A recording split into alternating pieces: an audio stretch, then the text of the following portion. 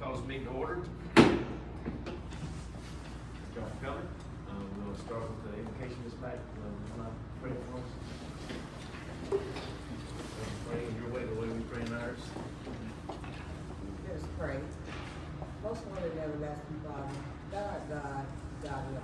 Father, thank you for this day that you allowed us to come together and assemble to do what's right and fair, with just and good for the city of Hartsville.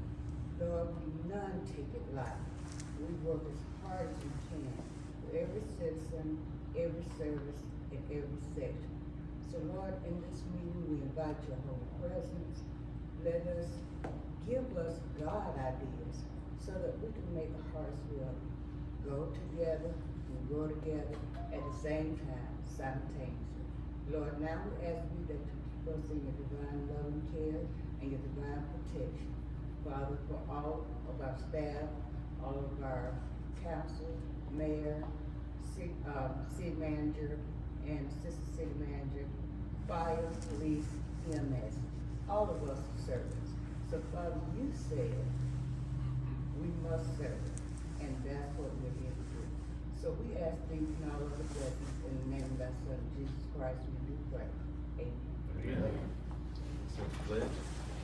Pledge allegiance to the flag of the United States of America and to the republic for which it stands, one nation, under God, indivisible, with liberty and justice for all. And civility pledge, please. Please join us. Nathan. Come on, man. Look at that. I pledge To build a stronger and more prosperous community by advocating for civil engagement, respecting others and their viewpoints, and finding solutions for the betterment of my city. All right. Here we go. Get down to business. Daniel, city manager. Yes, sir. All right, let's jump into it. Thank you all for sending some information. We're going to go through a few things today. I wanted to start by talking about kind of where we've been. So I gave you guys statistics about actually, some of it's about 10-year history, which I thought was important to see how much we've grown and how exciting that has been, really. And then I had submittals from council and staff. I tried to combine as many as I could. This is in no way in any order or all-encompassing. So really what I want to do is open it up to conversation. These are talking points to start the dialogue. We can add to it, take away from it. And the goal at the end of this is to start developing goals that we can turn into the budget process, and then we go from there. So we're going to, this is a little bit more informal, go into the formal process with the budget. And all you guys, whatever you guys want to come up with if we do this today, we're going to try and find a way to make it happen if we can, within reason. So let's go with just a little bit of history. So this is actually the 5th strategic plan we've done in the last several years. We started in 2021. We call it Hearts Vision because we like to be cute sometimes. We put the little glasses on the little Visit Hartsville logo. But the goal is clear. It's to establish the goals for the upcoming budget and what we're going on. And since we have a new mayor, it's important for us to really meet and talk about this as a group. The goal today is then we're going to review the Hartsville budget. We're going to look at the city submitted goals, create a goal to incorporate into the budget, as I said. All right, so let's talk a little bit about where Hartsville has been and what we're doing. So this is really 3 of our main revenue streams. And you guys have a copy of this. I am going to be, once we get some more information, I'm going to add to this. I'm going to post this online so you guys can see it. But the idea is to show where we've been. As you can see, we really have grown pretty substantially, particularly in our business license and property taxes. Loss has also been a huge growth area for us. That's the property, the income tax, sales tax, excuse me. And so you can just kind of see how the trending has been to the positive, which has been really successful. We have, our total revenues have increased from close to about 10 years ago, 9.38 million, and now we're cresting 13 million in revenues, and that doesn't include the capital that we add every single year. So we are about a $15 million general fund every year. And the really good news is this number on the bottom. So this is our fund balance. So when we first started out, so we had about, and these are audited numbers from June of the years that they go into. So these are what the audit comes up with. A snapshot in time. But in June of 2015, we had 2.5 million sitting in reserve. That was a healthy number for what we had. As you can see, we did decrease pretty substantially. When I started in 2020, we had about $600,000 in reserves, which is about a month and a half of operations, which is not enough. GFAO, General Finance Accountability. Good Lord, General Finance Officers Thank you. Association. That's why I have you For guys. Pete. For Pete, that's exactly what it's like. They recommend you have at least 3 months in reserve. So right around, I think it was 21-22 time period, City Council actually enacted the policy to ensure that our fund balance never drop this low again. So we went from 17 to 33%, had to keep it. As you know, we have grown substantially due to revenues going up, but also every single year our expenses have been down. So city staff has, I think, done a wonderful job managing, this is all department heads truly, managing their budgets to keep it under the expectations for every single year. So as you can see now, this is something I'm excited to tell you guys that this next audit, we actually are cresting the point where we actually have to spend that money now. So after it gets to, it continues to be around 33%, when it's consistently like that, that's when city council does have the option to spend in that reserve. So 33% of our general fund. And this is an ordinance that we can share with you that we did pass then, and also we note that in the 1920 timeframe is, which y'all will remember, Bob was here, Commissioners was here, is when we did that refi deal, and that was a huge savings. That brought about $1 million into the fund, so we did a major refi deal. It was the biggest one that he had done. He had never had that where we actually made money. We didn't lose any money, we actually made money on the deal, even after our expenses sit in, when they did the cash present value on it, we actually made money on that deal. I'm sure Compass Financial is still talking about that with their conferences. So that was a really big year for us. Big Also, success story, yeah. I do want to point out with that 33%, that range, so we have a range of 17 to 30%, I believe. When we look at that, we look at these older numbers, and that's in June. So when we look at this, if we're sitting there and we're above that percent for say 3 to 6 months, that's what we're going to be looking at right now. Is how long have we been sitting at it, and can we sustain it to be able to do that? And one thing y'all notice when we do amendments each year, we are able to use fund balance. We've had additional revenues that are one of our offsets, but also we have been able to utilize our fund balances, which is a great position to be in. A lot of work, we do need to work on utilities fund, that's something we'll be focusing on this year. But this And to be clear, is very this exciting is to see. general fund too, to be clear. This is general fund. And the reason why we always have a little caveat about how money's coming, because general fund money doesn't come, it's not consistent every month. We have a big boom, of course, in We the just May had it. timeframe when we have our general fund, or our business license come in. That's right. And then the taxes come from the county. So it can be, that number of 5.78 could drop $2 million That's when we absolutely do right. payments, but then it will go back up as we go. So just the really good news, the success story here is that we have consistently been able to keep this thing rising. We gave ourselves 3 years essentially to get to that 17%. We made it in a year. And now we are again cresting to the top of that. So it's really, this is a really good thing for the city. This is How showing. many months reserve do we have right now? We at least 3. Over 3, yeah. We would look at it, right, so that's at June 30th, right, so I have to pull it today. Snapshot. It was just in the very low, it was much lower than that because we didn't have taxes coming in, right, but we just had 1.5 come in, 2 days ago from the county. So that's what will Yeah. get us there. So So are we we're gonna go. normally close to 3, or are we like We 6? sit within that 17 to 33. We're getting closer Yeah. to being at 33 all the time. Yeah, that's percent, I'm talking about No, months. he's talking Oh, about months. months, yeah. Oh, no, Yeah. we're definitely at the 3 months, that's where we I want always to had be. 3 months, but You can't, it wouldn't be always, because like you said, the timing. it does dip. Yeah, so in May, we do have our business license coming, but also June 30th is typically when all of my debt payments are due for the year. That is a tough, right? We see a big drop then. That's why I always talk about the timing. This is an average of what we're looking at. Absolutely. So we have to, by So ordinance, we're say. staying on average about 3. Yeah, and we have to stay within that 17 to 33%. And what we're saying is that we gave, council, I think, was wise to include in that if you are reaching, you don't want to just sit on money. If you're sitting on money, you're either making too much or doing something, so we want to put the money to use. And we have never been in this position, I'll put it No. that way, okay? This We is the never first had time the to city has use, to. LGIP, y'all heard us talk about that, and that's our local government investment pool. And last year, we made over $100,000 in interest. We Close actually to have a 200, fund actually. balance. Yeah. We actually have a fund balance now that we can invest in. We've never had that before.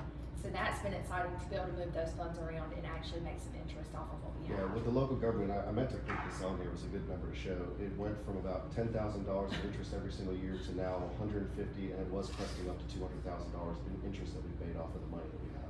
So we are putting the money to use, and that money goes straight back into things that we, hadn't really done. But again, this is something that the city has never been in this position before, so it's exciting to see that. So, yeah. And any questions, please stop me. Yeah, okay.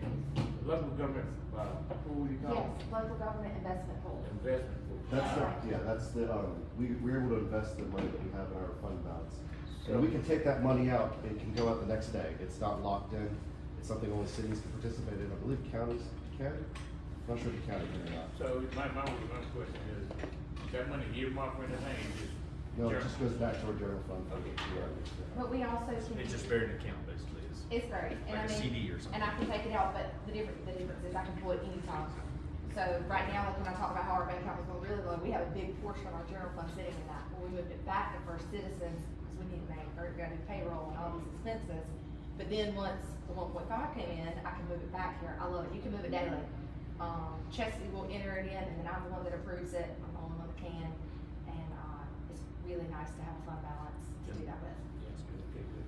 Okay. Utility funds went into it, and also we were able to put our ARPA money in it until we spent it, which was lovely. So that sat there until the Free project money. came to fruition. Yeah. Yes, So ma'am. the funds that came in, you said 2 days ago, is that due to That's today property being the taxes. deadline to pay your taxes? That's right. So January is always a favorite month of ours. Yep, and we were up from last year probably 200 to 300,000, which was because Multi-County Business Park ended, Expired. expired, right? So now all that's going to general fund. 80/20. Yep. So we had 1.5 come directly. We had more than that, but 1.5 came to general fund. And after, today, We'll start to see then- the late fees. Yeah. That's Yeah. right. Late fee penalties. Yep. And then cost penalties go to March 31st. After that, then they, Right, and we do separate that out, the penalties as well, so y'all see that, how much we're making in penalties. We separate that out when we receive the funds from the county. Daniel, out of the quarterly bid, we were down on the business license and permit fees. Mm-hmm. I'm assuming if property taxes were up, which is a great thing, so anytime somebody comes to us and wants to build a little residential area, we have to be on board with that, obviously, right? Potentially, yeah. Yeah. I mean, so, and a lot of times what they're seeking when they're talking about doing residential neighborhoods is infrastructure improvements. And that's a different fund, and we have to talk about that. Yeah. So the $250,000, do you feel like we lost that with business licenses or? We're at the $250,000. Right there. Right here, Just yeah, the just dropped. We were 2945 and 2702. Yeah, that could have been, a business could have had a really banger year that year. And these are all what we see coming in. So we do anticipate this, when we're doing our budget for next year, we're gonna be looking at how that number is either gonna go back up to the 2.9 Yep. or even a little bit higher. And now the other thing I would say is if people were late, one thing that I've Yeah. pushed MASC to do, and I do think they're doing a better job of it, this is gonna be a little more complex accounting, because there's a timing difference here where they don't accrue back, and I have pushed back with them that, hey, I don't care if you received it in July, the business license was for June, you need to give that, because they send the money to us, MASC does, right, we get the check. And, I've pushed with them that y'all need to tell me the month that it was for, not the month we received it. Yeah. Because in my audit, it really should be in 2025, not my FY 2026. Yeah. So that's something that And that's I possible. pushed on with them. It's possible this was, some of these 2024 numbers Yep. included 23 numbers. And as you guys Every know, year, it's gonna be some overlap. Yes, so one interesting part right here is I fussed with them. You see that big number in 2024 and Yes, it's right ma'am. there? I pushed there. So they would not move it back to June for me, and I said, well, you're gonna inflate my numbers for next year, it's gonna throw things off. I do think they're doing a much better job of that. They're more of a cash basis, not accrual basis, so. and this is from the state when they standardized the business license. MASC became the kind of portal that they pay business license through. They can still pay through us, but they can submit directly to the state, and then we get a check back from them. Okay. But she's right. You'd be right. That was we did have an inflation. So that 290, 2945 might actually include some 23 numbers, so it might not be as big of a drop as you So see. it did go up a little higher than it normally. No, we're looking at, when we look at the business license, we're looking at that trend line. That's You see why I that really there. like his linear trend line. Y'all see the dotted line? That's it's staying consistent with it. So we expect that this probably was maybe 2.7. This would have been, getting up to 2.69, and then we would Okay. see the increase going there. When is the property tax, revaluation? We just had one, so that was last year, so there were Yeah. 7 That's years. 25. No, it's 5. I thought it was 6 or 7 years. It's every 5 5 years. Is it in effect in 25? It went into effect this year, that's why we had the So this 1.5. 26 revenues will reflect that, not Yes. 25 revenues. Not 25 revenues. So if we're doing nothing, it's gonna go up, property tax revenues. Absolutely. You're going to see. This, some. that's that boost. I mean, That's- no, that's that- the boost for next year, yeah. Yeah, We'll you, go it's 26. not reflected, No, that was that's what I just, was asking. that's just different, yeah, that's just increasing revenue. Okay. That reassessment is done every. 5 years. 5 years. Okay, any questions about this, guys? All right. I got some more numbers for you, so that was a 10-year analysis of both of those. Another thing that we wanted to look at is housing. Housing, of course, has been earmarked in every single year, and I know this has been talked for a long time, we need housing. The exciting thing is that we actually have done more housing the last 5 years than we've done the previous 5 years. These are all individual housing units. Some are connected, so we have the ones out at, Gandy, Chandler Cottages over at Byron. That includes some of those 69 members. But the last 5 years, we've done about 200 new homes. And the year before that, we did about 100. So we've about doubled in the last 5 years.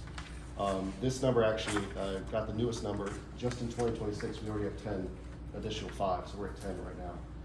And it does come in waves. This is what we have to encourage. We need to encourage housing development. Why was it so low in 25? It just, in 25, it just depends on what, a lot of these came in either right at the end of 24, and then they were planning to be built in 25, or they got started in 24, and then we finished in 25, because we had a lot more than 12 homes built in 25. But this is when the permits are pulled. And unfortunately, this is what we see in the small town parts of So 69, take 42 of those out for Chandler Cottages, Mhm. right? Yep. So that's 24. And this was, I think, the other Chandler Cottages. Yeah, Yep. it looks like. You So may have to second phase out Bay Road too. You Bay can Road, roll that, yep. yeah. Bay Road So- includes 12 and these two. Yeah. So that's 2/3 or 70% of. One housing development can throw this thing up. Right, so there's actually two did that for that Mhm. big number there. And we had some homes on College that went in, so we had about 4 homes built on College. Nice. The reality is that housing has been slow here. I mean, this is not new information to you guys. The good news is that we have seen some growth. We made Bay Road happen by helping with the infrastructure to come out there. Chandler Cottages was a conversation. They actually pulled permits and then waited about a year before they even built. So it's kind of it comes in waves. We need to encourage housing. And we need to not make it wave so much as a smooth trend line like you have on the road. Well, I mean, That's the goal. that's the hope. The reality is, as we've talked to several builders around here, there's not a lot of interest if the people don't need the money to sell their land. Hartsville's unique in that sense, that we have a few who own a lot of the land, large tracts around us. And it's just encouraging and enticing them to come in and build. That's where I think with the UDO, it's very important, the Unified Development Ordinance, to help streamline that process. We already have made great strides, as I'll show you guys, now that Brandon is kind of taking it back over to permitting. The numbers have improved as far as the turnaround time. And actually, even though the ones that seem like they took forever, it didn't take as long as you think when we talk about permit to CO, which is certificate of occupancy. So we'll go over that in a minute, but yeah, you're right. I would love to see this not as jumpy and just be consistent. But be careful what you wish for. If you're growing, it's expenses, so we'll just have to make sure, but it's slow and steady. You can kind of see it starting to happen. If we could get a development like this, like a Chandler Cottages, every couple of years, that would really help. And we will have one with Orchard Commons coming, Orchard right? Commons is coming. That's 48. 40 So- units coming in. Mhm. Is that Lincoln Village you're That talking about? is. Lincoln Village. How many do they anticipate being done by the end of 26? That's as soon as, right now, we're just going through the process of closing the road. As I said in the meeting last Tuesday, we are trying to get them to do something February, March timeframe, to start Start working on digging, things. Yeah. February, March. We're gonna start the transfer process soon. So assuming they can get it done, a new commercial project like that or a multifamily takes about 9 to 15 months is building time, is what we're seeing. And when they So if within, that's 15 months for 48, It could come in realistically, we could. 27. 27, Absolutely. yep. And the same thing we're pushing for, with Thornwell. That is another project that's 60 apartments in there and 19 homes to be It's built. gonna be mid-27 or end-27. Well, they have to have the approval from the state of this June for tax rates, so they're moving. so I want to say, making good for Orchard Commons. Torture Commons is the name. Yeah, the, Conley Group came in and did a great presentation. They did. And then told us it will generate $55,000 Yes. $55,000 of what? per tax, We're Property talking- taxes. property tax. So In addition to bringing in 48, Right. families. Well- Because that's what they're doing. I think, I guess they're Big, townhomes, close to I think. They're single-family townhomes, they are attached. Yep. It's single family. is what Yep. we call this.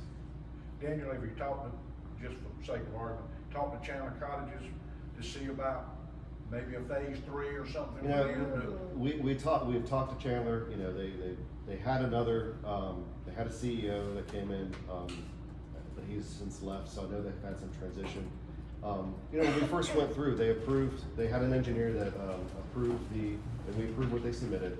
When they came back to restart building again, they wanted to change a lot of it, so that led to some consternation on their part and our part to try and get this thing, but that's okay, that happens, so we worked through it. They just have to follow what their engineer submits, they can't just build what they want. So I would hope that we can do it, they've been wildly successful for them, so. Yeah, they started small, then went a little bigger, so I mean, Yeah. if that trend holds, they could blow up. Well, the goal that we're trying to find here is you have home builders in town, but we don't necessarily have a lot of developers in town. And that's where the piece where does the city fit into that? That's gonna be a big conversation today. About what is the city's role when it comes to developing these properties? We've said it many times, we are not developers, and they need an influx of cash to start these projects, but not necessarily maybe on the backs of taxpayers, because we have to do the ROI on it, see what's going on. So, we're gonna get into that a good bit, that's one of the talking points you guys wanna discuss today. And I wanna get your opinion, what do you want the city's role to be, and then we have to see what we can budget around it to make it happen. Well, you got to spend money to make money, Exactly. so, Yep. I'm willing. And I'm happy to let other people spend their money as much as they want. I'm not as happy to spend the city money on things like that. No, you're talking about incentive perspective, right? Yeah. Like if we were to do something Tap with fees or Chandler. whatever it may be. Absolutely. That's right. Oh, right, and that would come with our ROI, which we have to do the math on it to see. But that did lead to, I think, Bay Road, when we did that one, and also when we did. Mr. B's. That's right. That was a incentive deal. That We- was a good one. We paid for essentially the mini lift station on there to make it happen. Yep. And council approved it. It basically has to pass a 3-part test called the Bird test under state law. And if it does not meet those 3 criteria, the city cannot spend tax dollars on it. Bird test? The Bird test, from the ruling that came from it. BYRD, I believe. Yeah. Oh, good. It's not an acronym. I think it's a name, actually. Oh, it's not an acronym? It's a name, it's whoever brought the suit, whoever brought We the, were trying to guess the letters, I was trying to guess them for you. B is for boy, I'm not sure. Pete was trying to figure it out too. I've heard of the bird test. Can you send me information on the bird test, like the requirements? Looks through criteria, yeah, absolutely. So the bird test is for an investment criteria. Mhm. And when y'all approve any ordinance for that first test decided in that ordinance. Yeah. Okay. So when we do our incentive ordinance with the UDO, that is, we're trying to look at expanding the incentive packages that we do, that's gonna be that. That'd be something I could talk about. Good question. Okay, any questions about the housing tax? I mean, that's it, we need it to be consistent, but we have done this pretty well so far, slow and steady, even though it's not sexy, it's the way to win this thing, but there are leaps we can do when it comes time to it. Okay. All right, any questions, Why guys? don't we steady but a little faster than? Well, we can always prod, again, anytime we're talking about this, we're talking about other people's money and their investments, and so we can only push so far in what we can do. The reality is that we try to make it as attractive, and this is where it's so important that we have to revamp, and what Brandon's already doing with the permitting process. We have to be not the roadblock to these things. Often we are not, but we often are blamed. And that's okay, I'm not gonna say anything about it, any business, because I'm so happy they're here, but that's the reality. I mean, if we mess up, we're gonna fix it, that's just the reality. So, Okay? Anything else? Thank you. Yes, ma'am. One other question, and I don't know if it needs to go on this section or in our later discussions. Kind of open for anything, Okay, whatever you guys want to do. I'm trying to think if it was Lake City that used some of their accommodations tax to actually build homes. I'd have to look into that for building homes. I mean, my accommodations has some pretty strict rules about what it can do. If it's related to increasing accommodations, potentially maybe for short-term rentals, is that what they were doing? And maybe it was for art fields, I'd be interested to see how Yeah. Lake City was. I know able to Florence has do a that. program for, putting money toward building houses. They've invested a lot of money. Yeah, I've always found it's easier to spend money on commercial development, city money, that's easier to pass the borough test.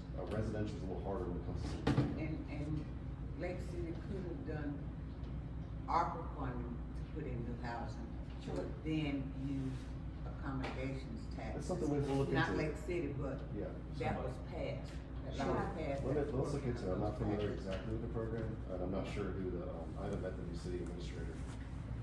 It's something that came down from, municipal association, where those fees are able to actually go into some. Well, and I'll be honest, I think that they're in a very, critical evaluation of their spending right now, I'll be, to be kind, so I don't know. I'd have to look into what they're Yeah. doing. I just wanna know. Yeah, I'll look that- into it. That's That's a the good idea. source. Whatever, we don't mind borrowing, and there's no such thing as plagiarism in government, so. All right, thank you. Okay. Public information, change the name and move forward. That's right, that's right. Sharon's done it many times. All right, this is another one that I thought was exciting to look at, and thank you, Ken, for putting these together. So, this is a big year for us for recreation.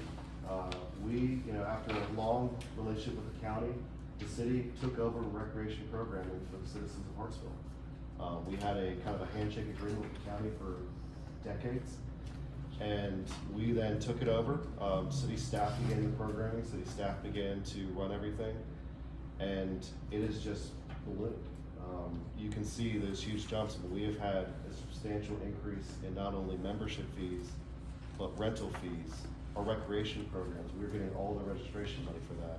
And now field rentals, which is people are coming to us to do this. So it's been a success in the first 6 months that we've had it going. All that revenue was going to the county, now it's coming to us, so. I don't know if it was. We've had a significant Yeah. jump, but some of that was already going to the county. I don't know, We membership. never got anything from the county, so We we never don't got know it. what they got. Memberships, I Right. don't think They so. were getting membership money, they were getting field rentals and that sort of thing. The only number they were getting was this, That's it. that's it. Okay. Mm-hmm. But I will say that our programs are full, and the county, we had problems keeping these things full when the county did it. Good. So, we have actually had to put people on wait lists for these, Yep. programs. People have responded, they're very excited, they're excited to see our staff out there, and our staff is doing a great job with it. It's really exciting to see. And it's, again, it's thank you to the county for the years of work, but we're excited to be able to kind of manifest that in here. And there's a miscommunication in the community that City of Hartsville, because it's located here, always on the. That's Oh, absolutely. I mean, for instance, And the general public Yeah. does not know and understand the logistics of that, because it's here, they think it's all city. and we were the ones receiving those calls. Right. If the county did something, and that's just the way it is, we would get the calls. I mean, think about it, Maceo. Right. I mean, our wonderful Maceo never actually worked for the city, guys. Right, He worked for the county all those years. Yep. yes. And so it's a, interesting, although he had such a huge impact on the city. But the reality is that, anytime it's on your property, you are gonna get those calls. Yep. And we're the likely thing, so They may have been employed by the county, but they represented the city. they represent the city. And that was problematic in a certain sense. Positive and negative, which is Yeah. the same to That's us. right. Yep. Daniel, I talked to Cody a Yeah. while back and, mentioned to him about needing a second gym Mhm. out at TV Thomas. And he said, he asked if we get some figures Oh, okay. to either enhance what we've got, to build maybe a second building with a little breezeway. Yeah. He said it's probably not gonna happen in 26, but he said he thought he could maybe go to bat for us and see what kind of response he would get the following year. I'd love to talk about that, yeah. And, so if we could, when get through with the budget or whatever, crunch some numbers and see which way might be the best to go, then we fulfilled what I told him we'd do as far as getting him some numbers, Sure. and then let's see him do his math. Yeah, we'll be happy to get some numbers for you. I mean, that is a, we need to expand there if we're gonna be expanding programs, absolutely. And then possibly covering the outdoor court in some way, shape, form, or fashion. Put a roof on top of it. That's another thing. Okay. Well, this year, we're gonna talk about appropriations. We do have a pretty hefty ask for action this year. Now, if council, I'm wholeheartedly recommending we go after the police building again, because we need it. But we certainly can get numbers together for the following years, or we can request both. Just understand Well, and I more your know- request. I know Kendrick has a lot to say about the courts, just because they are, it's tough to get everyone out there, I think 16 teams, right? 17, and he checked with every church, every gym in the area, no one could offer us, they had no room in the inn. They could not help us out, so it's been very difficult. And that's to get just for everyone. basketball. That's just for Just basketball. basketball. We got volleyball, we got pickleball. Pickleball, yep. Yeah, but those are to go today, I think typically, but we couldn't even help offer basketball. Can't teams out. practice, much less play basketball. Yeah, so, So Dan, another question. When we first started renting the TV Town Center, we did not have tables and chairs. Sharon, am I correct on that? We didn't have them for our use or to. when they Right, rented it. when we For like rented an event place out. type thing? Yeah, Yeah. when we rented for an event. And at that time, it was stated that we didn't have, room there to keep tables and Right. chairs, Yep, right? That So- still might be the case. Yeah. The room hasn't expanded. But I'm talking about the second gym part, Absolutely. Right. making that addition, and then they can take us for tables and chairs Absolutely. rather than a rental company. absolutely, I I think agree if there's completely, an opportunity there and we were interested in doing that, it'd be the extra source of revenue. absolutely. Okay. All right, any questions about recreation? All right, next, I do wanna jump into the permitting process to kind of explain where we've been and what we're going to. So I had these numbers pulled, this is real data from when we pulled COs for different type of projects, or pulled permits, and then when it gets its CO, certificate of occupancy. This does not translate to when they open. So, let me be clear. We might get a CO, and then it could not open for several months after the fact, for Yeah. whatever reason. Basically, we have, there's several different steps here, I just wanna go over a couple things. One of the big ones we're gonna talk about, gonna be coming up, is annexation of properties going on. That process, because it has to go through city council and then rezoning has to go through planning commission, that is an 8 to 12 week process per step. It does take time to get the meetings. Now, that can be sped up by special meetings. It can be, so if we have someone who's ready to go, we can make it happen faster, but that's the average, so that's kind of realistic average of what's going on. The next thing is for development timeline review, so all this is a caveat, this is when someone submits something to us, we can get a comment, we can get plan review back to them within 10 days. That is the average that we've been doing, it has to go back though, but then, if there's comments, it has to go back, and then it starts the process over and kind of going through there. So for a single family house right now, we are averaging about, from permit to CO, about 5 months, which is, I think, dramatically improved from where it was before. Now that has been because we've had a lot of practice recently with Daybreak. So, we are building on their time frame. Believe it or not, that actually been set in motion several improvements, the number one being our building official was available next day. So when I first started, we have a third party building official. We only did Tuesday, Thursday inspections, which was problematic. That's what we budgeted for, that's what we did. But you fail someone on a Thursday, they can't see it again until Tuesday, they've lost all weekend, it was really You lose a week or two. You lose a week or Electrician two. has to go somewhere else. Exactly, and we understand that, and so when we went to another company, the reason why we went to the other company was purely to get the 5-day a week inspection. So if you ask, and sometimes it can be same day, but basically we still kept that model. We moved away from the other company, went back to Safeville, who seems to be doing quite well. I've not seen any issues with them. They kind of, I think it was a good experiment to separate from them for a little bit. We did try to put out for an in-house building official. We did not get any qualified candidates to apply. That position is becoming harder and harder to fill nationwide. And it's because companies like this are taking up all the building officials who are certified in all those 4 areas, and they can pay them a lot more. And one day, if we can find a retired gentleman or lady who can help us with that and become, our building official in-house, that'd be great. But right now, it wasn't in the cards this past time. So we stuck with Safe Build, and they are a 5-day-a-week inspection, and as I said, we've gotten 5 months for a house is pretty good. Pretty good. And they're getting constructed within around that time, and then they're being full. Yellow is new commercial, so that is ground up.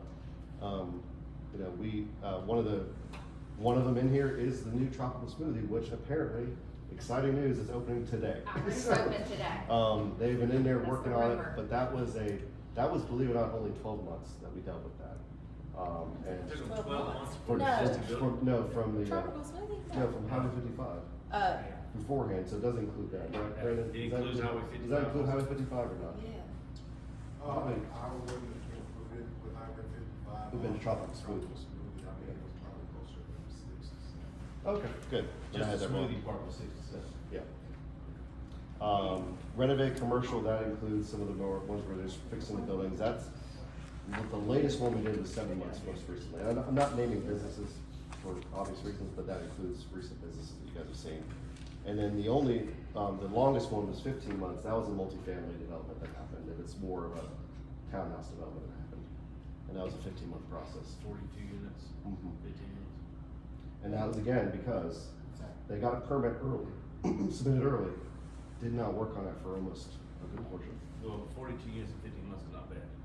Yeah. So I think we do need to help do a better job of managing the perception. But the reality is that we are making improvements to how quickly these things are going over. And it really is, Brandon, we have a permitting specialist who assists getting those things on. We have a business manager who can help do those things, customer service.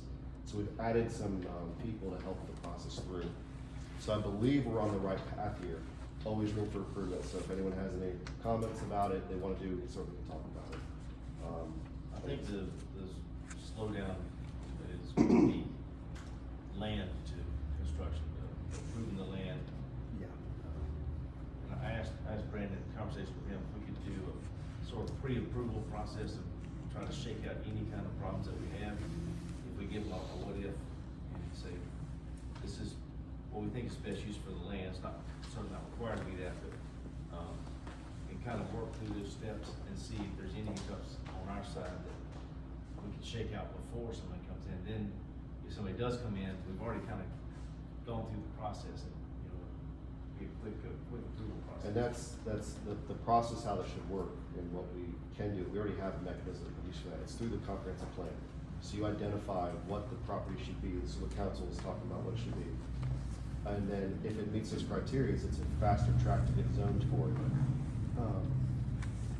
The one thing to be careful is you do have the planning commission, which is required by law. So in order to have the planning and zoning department and code, you have to have a planning commission. They have regulatory authority over some things, so we need to make sure that we're doing that. I think there's a way to make both work. If this comprehensive plan is strong, and we're gonna use the master plan, to do the update, and then we have to do another revamp, a full revision in 5 years. But if we follow that master or the comprehensive plan, that is the process that can do that. And that way we can kind of get like a good idea of, so if you say, hey, we want this to be multifamily, we want this to be a commercial district, we already know this, so that they know this coming in, this is what the city's already imagining for it. That's how cities exert their control on an area. And you can go outside the city, you can do things, you have no authority of it, but you can plan for it. So an annexation coming up, we can already say, oh yeah, we already plan on that being multifamily. Here's the process. So the question is, we gotta get, council on board, planning commission on board, staff on board. I think we have all that, we're working towards that right now. Yes, on the, average months from permit submitted to certificate of occupancy. What if that process got completely missed?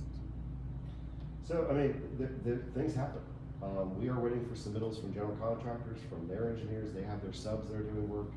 A notable business in town, we had a real problem with getting the same stuff submitted over and over again. So we kept on gently encouraging them to submit.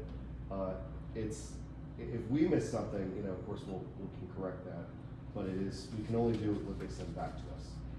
The best thing we can be is fair and consistent every single time. And so that's where we can really improve our process. If we run into a situation where we're seeing the same thing getting submitted that's wrong, we need to really reach out and help them with that. And not waiting, I don't wanna be the ones that we're waiting for them to submit, because, oh, well, we're just, you know, we need to make the call. They need to be proactive. Proactive with the But business. if we find that, Mhm. that there is a business and it's, Skipping steps or doing things, oh, yeah. no, Yeah. they don't show anything. Well, then they don't get a CO, or they don't get a permit, and that's the reality. So, Okay, so I'm talking about already existing. well, that's a different conversation. You're talking about going in on properties that are, so if they're doing renovation, that's the No, no, permitting no, process. no. You're just talking about existing Now I'm talking properties. about a business Mhm. that built the business. Yeah. And there's no anything there. They're paying, just for the lots. Right. And so I wanna know if they're paying, what happened there. Okay. I'm gonna be able to show it to you. Yeah, sure, But we sure. need to be able to figure out what happened that in 2025, maybe some 15 years later, Oh, of course. that, you know, why that happened. Yeah, if So there's a I'll be, specific, getting with you. on yeah, that. specific, property, if you have any question about a property, and then for existing businesses that are already, that's where our fire marshal comes in too. So I mean, if there's unsafe situations, we still can get in there and help fix it. This past year, our fire department, went back in and started, evaluating these commercial businesses, which was needed to be done. And, we just started that back up again. Now, we were giving some grace period because the city had not been inspecting for so long. But because of the staff and what Ricky's done with his, remind me again of what you call your fund division that you created? Division of Fire and Life Safety. Yeah, Fire and Life Safety Division within fire, which is more the admin side. Our fire marshal, our fire inspector, and then also Ricky and the assistant chief are now really proactively going after and trying to help correct some of these issues that are life-threatening Yeah. potentially in businesses. We are encouraging, we've had conversations with almost every business down around downtown, at least right now. And we're going through and helping them get those things corrected. It could be anything simple as a fire extinguisher's not in the right spot, smoke detector, or it could be that the egress point for the back of the building is completely blocked by merchandise or something like that. So these are good conversations to have, and it's again, it's not we're not trying to be a strong arm them, we're trying to help them. Because in the event of something happening, they'd be held liable. And so would we if we weren't doing inspections. So, it's a lot going on, but proactive, that's a perfect word for what we're trying to shift to. And that's difficult with small staff, small cities, but we're trying to do it as best we can. Yeah, when you say not correct, I'm gonna give you an example. We consider residential, they have 3 properties, A business, if they're renting. right, okay? So out of, I think, 6 properties that they own, 3 or 4 burned down, Mm. and 1 had a fatality. Oh, wow. Okay. So, that's also out there. So I want, fire to be aware, and then when codes enforcement comes in Mhm. and we partner up, that's gonna save that tragedy from happening Sure. again. I mean, and that's where we talk about, because we've talked about doing things with the rentals. We don't know what we don't know, and that's unfortunate. And so if there's someone living in a situation that's not good, it definitely helps if we can have access to that and how to get in there. But that's been a conversation that we've had quite a bit of time, and we've had some pushback on it by not only the rental landlords, but also the tenants. So that, I think that we can talk about that as we go forward. That is a pretty lengthy conversation. Okay, So, thank you. Daniel, before we leave Yeah. the residential development, Mhm. do we have a contact person somewhere like with Habitat that we continue to try to find locations for them? Because unless I've missed it, I hadn't seen much new No. with them lately. No, they have recently, I know they've done some rework with their board. They have a newish CEO, CEO, executive director, who is Angel, who we've been working with. For the most part, they did contact us about building some new houses, and we have some concerns about, we want to make sure they're building built up to improve the neighborhood and things like that. They have not really pulled anything within the city in a while, and so we haven't seen activity, and I think that's more on they're doing some restructuring. This might be a good opportunity for us this year to reach Just out to to them. reach out and say, listen, what can we do to? And I'd love to invite them to come to city council and talk to us. If they need something or they're seeing something, we do partner with them. We do not charge them permitting fees. That's something that council enacted. So there's incentive there for them to build within the city. Absolutely. But it's their money, their land to do that, so. But also take into consideration that you can't build, houses in one area, one way, and tell us that you build them that way because the former houses were that way. Yeah. It's not true. I understand cost effective and but I think we need to have a standard that we can all agree to. You look at, It's Washington, the two ends of Washington Street. Right. And Yeah. how they got away with that is the normal issue. You got one house with a crawl space and then another that doesn't. And that whole section, one of them having water issues now and already had a pipe burst. The person who's occupying that house now is having to replace almost everything in their house because it wasn't a crawl space for the water and they took the cheap way out and put some of it in the cement. So Yep. that kind of stuff that we've gotta get on them about. so that's a brand new construction over on Myrtle Street. And I thought it was a foundation because I saw the center blocks. It's not concrete slab. It's a raised slab. Yeah. There's nothing wrong with raised slab, you just gotta do it the right way. They do it improperly, they gotta fix it. This is the thing though, when it's low lying area, it is a problem. And that's not a construction problem, that's a low line problem. I understand what you're saying. You're talking about a pipe burst. They're subject to the same codes as everybody else. Yeah. But literally it's the same house, one's got a crawl space on one end, Right. one doesn't. And if you look at the neighborhoods, it's, well, their initial explanation for it, you would not have accepted, I would just say it like that. And I leave that where it is, they do have new people, I their think that- explanation does not make sense. They need to build up standards like anybody else does. Right. I And believe the think patio they home- need to let council know when they're going to be doing the construction. Because when I got here, I never saw them come before council until I made a request for them to come to council. So, for the most part, I don't know if any other council members knew, but nobody had any idea what was going on. And so I requested them to come to council Sure. and address and see what the answers that they gave. Like Bryson said, they were not good. So they built to the neighborhood and one of them, and every house on that street has a crawl space. Right. You would have, what we're talking about, so I see everyone's point is correct. If they're building to the standard, a patio or a slab home is a viable building. It might not meet, I think the issue is that it's cheaper on the front end, and then when you have a person who's building or buying a habitat home, if something does break, it is a little more costly than a crawl space, so you are talking about different kind of income ratios. But, like down in Charleston, they build 24-inch slab homes, and they bury everything in the concrete. Yeah. And that's the common practice down there. Now, in order for. Every house is built on a slab in Florida. If council wants to do something like that, though, is gonna need to be some design standard regulations to build to the neighborhood. It's gonna take an overlay district or some sort of design standard on top of it. So that's where the only way we can force that issue, if we don't do that, they can build to the code, and the code accepts the slabs. So that's the process. So what I would need from council is the idea, do we wanna put an overlay district on certain areas? We can talk about that in UDO. And it's done in different ways. You can have it built to make sure it matches the neighborhood. So it's up to you guys. We don't want to skew anybody off.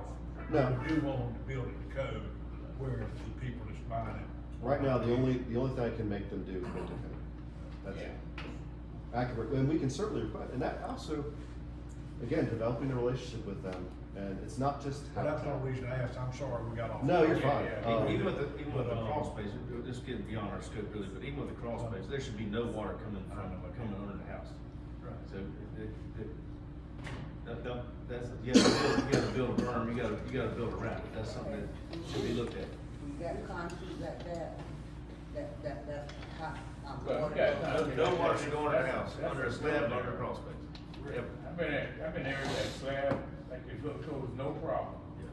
The key is the ground, so like, everything got, porous soil, they have to put pound down prior to doing the slab, so.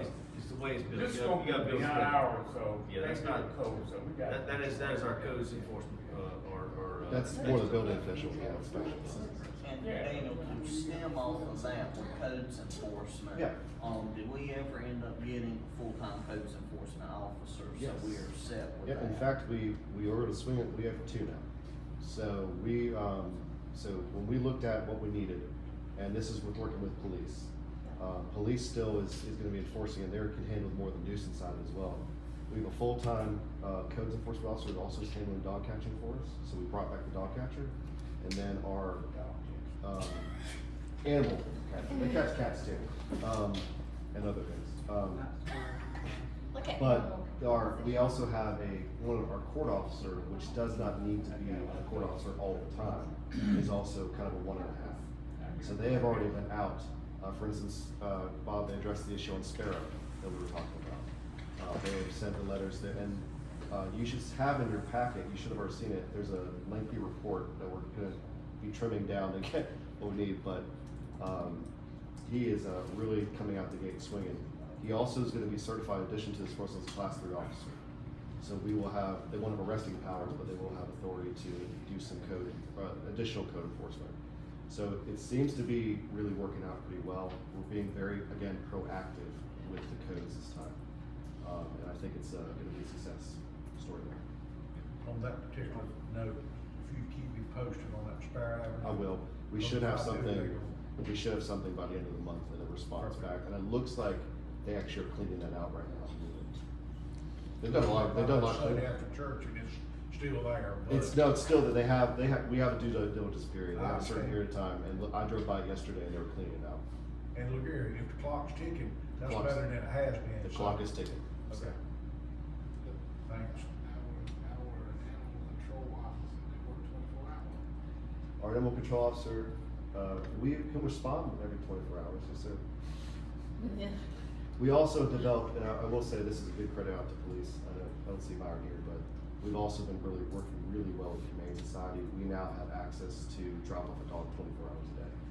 So that was something that was a big push for us. We wanted to have access to the side porch, and they have cages designated for us to drop off animals. So we're not taking to the county animal control, we're taking them to the Humane We're Society. taking Humane- And the Humane Society is kind of, I mean, the county has animal control officers that operate within the county. And then but Humane Society was always the location where dogs went. Okay, they closed the, facility, I know. They finally closed the facility out there, yeah. So this, the Hartsville facility behind Lowe's is the main operating facility for Humane Society, so that is where we are taking animals. But we went through a little, again, point. Again, that seems to be working, we're being proactive. Okay, alright, next up, events and marketing. This was, we did get a question about what our events look like over the past, all the major events we do within the city. So this is actually place for cell phone data. So again, I always give the caveat, this is 18 and up cell phones that are being tracked by little g government us. And we are looking at see what's going on. Two notable things here is that, well actually a few notable things. Easter has been growing. We are building that up with Coker as a partner. It's been really excited to see it happen. All the block parties have shifted to Concerts on College. We're also talking about doing another shift here, maybe pushing it to Bury this next year. That's been a conversation we've had. But you can see the numbers are kind of consistent, which is good. Even though we hoped we grew to consolidate Concert on College, it didn't really make much of a difference, but we are growing. National Night Out, moving it to August, when they do the National Night Out, really made an impact. It was almost 1,000 more people came to that event. And this is the impact on downtown, by the way. This is what these numbers are pulling from the downtown area for most of these events. The hot dog festival, we did a hot dog festival this year, which is really exciting at the Wienermobile. We're looking at doing the 250 for the July 4th celebration and merging these together.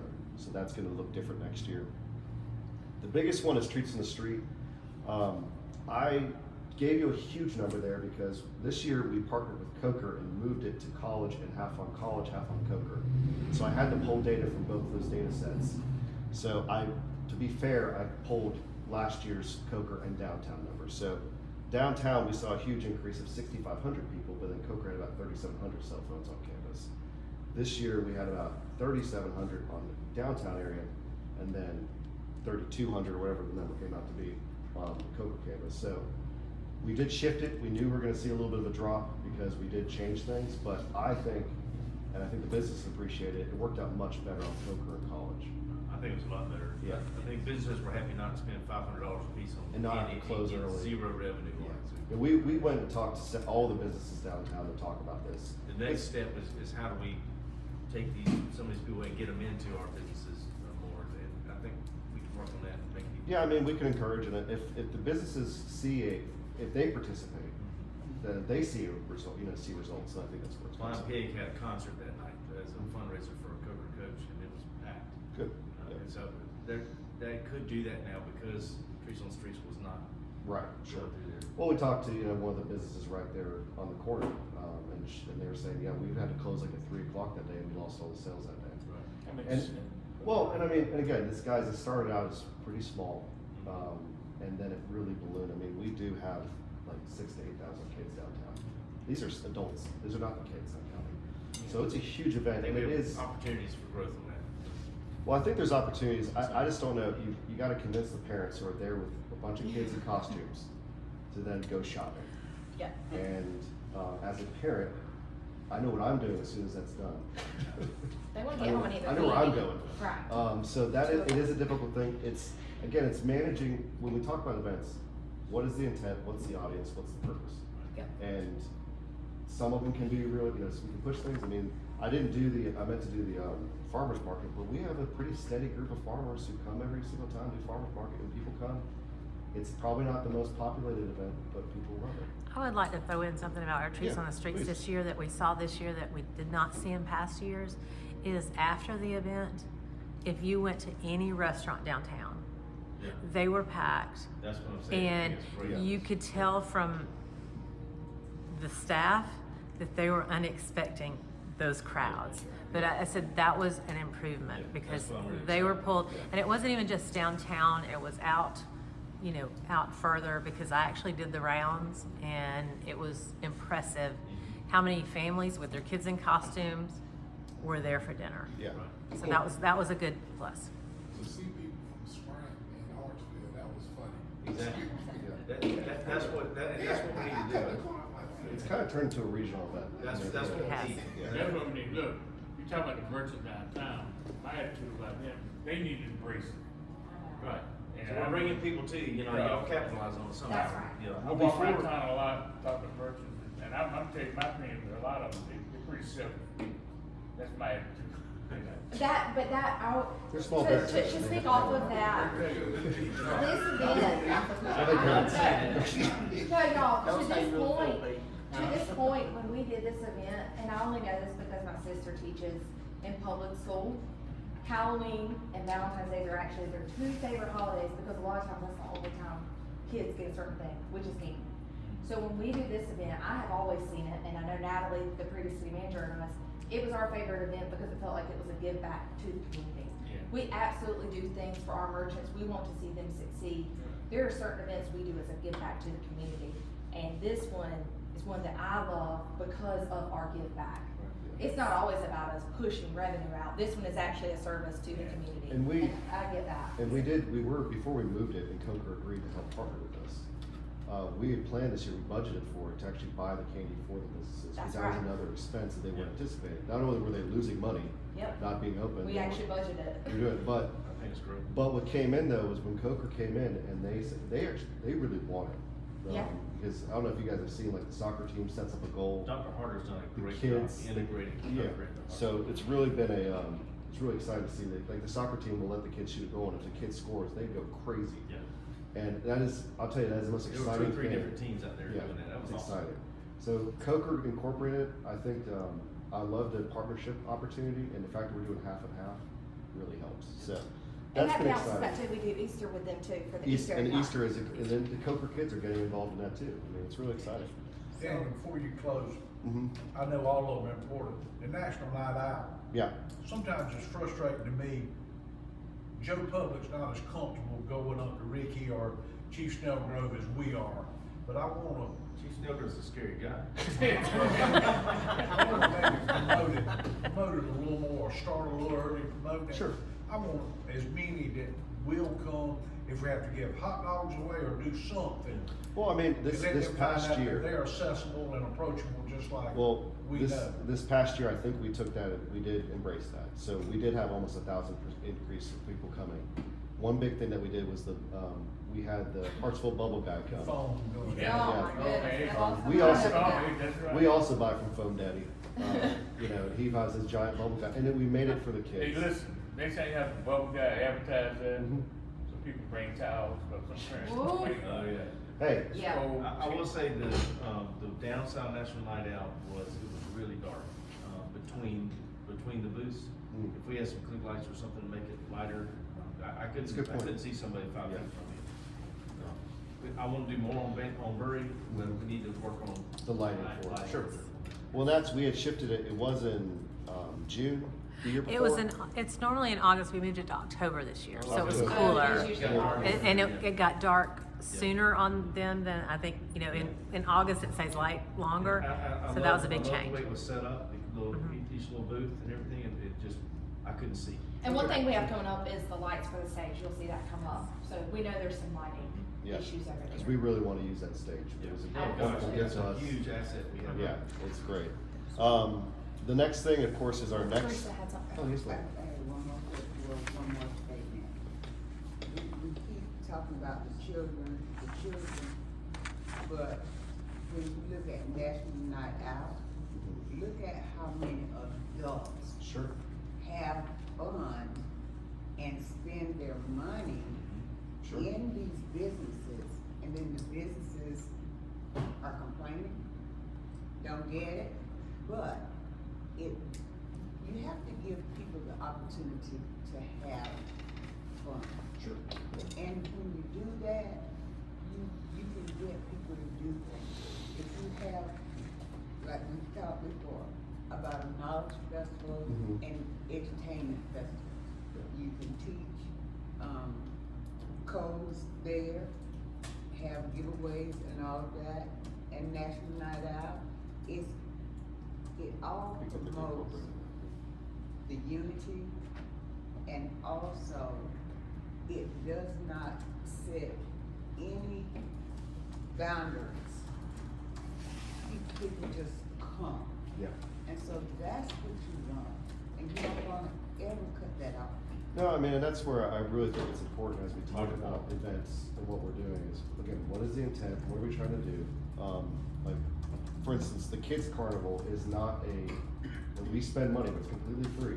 We've had a huge increase in people coming to it on that Saturday, but it's worth it. And we are spending, and that's money we're spending on it. And so, I mean, the holiday open house, which we call now the Heart of the Holidays, we expanded it from 1 day to like 3 days. We have taken significant feedback from the businesses downtown, from residents downtown, and this, I believe the model we have adopted now, I mean, you can see we're increasing the number of people coming. There was 10,000 plus people downtown Thursday night, and we did not do a bunch of, vendors. We let them shop in the businesses. Some of the businesses, it was the best night they've had the entire year. The next night, we shifted it, instead of doing some sort of art and wine and stroll walk, we did a concert, which did have a little bit of a bump for that, and then the really exciting thing was the kids carnival, which again had a 700-person increase to that area, and we did a farmers market tied to it. So I think that there's opportunity to continue to do things like that.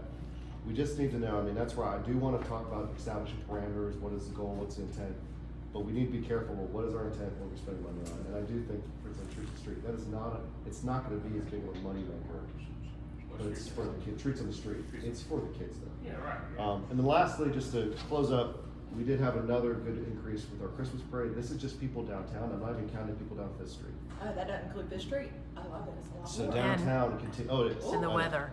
And the weather, and it was, The weather was stinky. we still had it was a good time, it was cold, but it was Christmas good. weather. Christmas weather.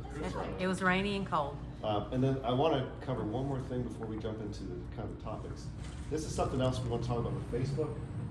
So we really have been pushing a lot of interaction on our Facebook to try and get the word out. We need multiple ways to do it, as we've been talking about. But these are just kind of exciting numbers, and I really think a lot of this came from this area right here. So we put that fun pumpkin up. But we've had over the past year a 1,000% increase in 3-second views, and those are the ones that are staying for a second at least, 3 seconds rather, and then a 3,000 increase in 1 minute views. So people are staying on our pages, and this is the city's major page. We have similar stats for the police page. Our Visit Hartsville will continue to revamp, but we have really engaged the public greatly. And look at this is kind of the exciting thing. 61% are people who've never seen us before. So we're reaching a completely untapped market, that huge market within a mile or an hour and a half drive of us. We're reaching them. This has been really successful. It really is from us trying to push out content. We have how many posts did we have? At least one per day. Although we did not post every day, we had 367 posts over the year. I mean, so some days there were multiple posts, but we, on an average, it was one a day, and that's up tremendously over what we did, say, 3 years ago, when we might have posted 3 times a week, maybe. Yeah. So this is what we're going to build off of. So we have a base that we're building. In addition to, Facebook is, well, it's not my favorite place. It is a tool. It's one of the tools we have. So we need to talk about, when we talk about going forward, what our desires are for next year, what budget, how do we build off this, what can we do different, what can we do to add, what are some low tech things we can do, maybe talk about banners going up, and things like that. So, and also I'm, definitely encourage you guys to take flyers with you, and you can hand them out yourselves, But again, it all comes down to cost. What do you guys want to budget for it? What do you want to do? And how can we reach the biggest audience? I was reading that magazine right before council started the other day, and the whole article that was in there of how cities have to embrace social media. The change has come, and the content that we're creating, so the algorithms push out what we want. Right. So that's where Michelle and her team are going to have to constantly go do their conferences and all these things, because it's constantly changing what social media wants to push out, and we have to change our content based off of that. And clearly we're doing it. I can tell that you are keeping up with the things that Facebook is going to push out the most. But it's constant research on their end of how do we try to stay ahead of it, and we have to embrace it. And we did just bring in 2 new staff members who are so special events coordinator and also our digital marketing. And then our 4th one, she's getting married in June, and she's moving to North Carolina. So her husband's Josie. She's getting married in June. He's stationed in Fayetteville, so she is moving to be in that. We have that job posted too, but we are going to be we're back up to 3/4 strength right now. Well, full strength right now. Well, actually, they're still onboarding. They'll be in the office on Tuesday, and then our digital specialists will have a lot of training time with our Granicus people who run our website, and doing a lot of the C-Click Fix training. So she's going to be very strong on that side, which frees up me to be out covering a lot of the Main Street things. And so we're excited to have her and her IT experience come to us. And then we have a very enthusiastic special events coordinator coming on, who has been involved with our events as a vendor in the past. So she's aware of our events, and last night at 2:00 in the morning, she probably sent me 10 links to ideas she already has. So she's ready to roll. She is ready to go. We're excited to have them on Yes, board. very excited. So we're not missing a beat. No. And this is, we have this to build on. We have our marketing. As you know, we got the grant, $100,000 and $300,000 for marketing for the city.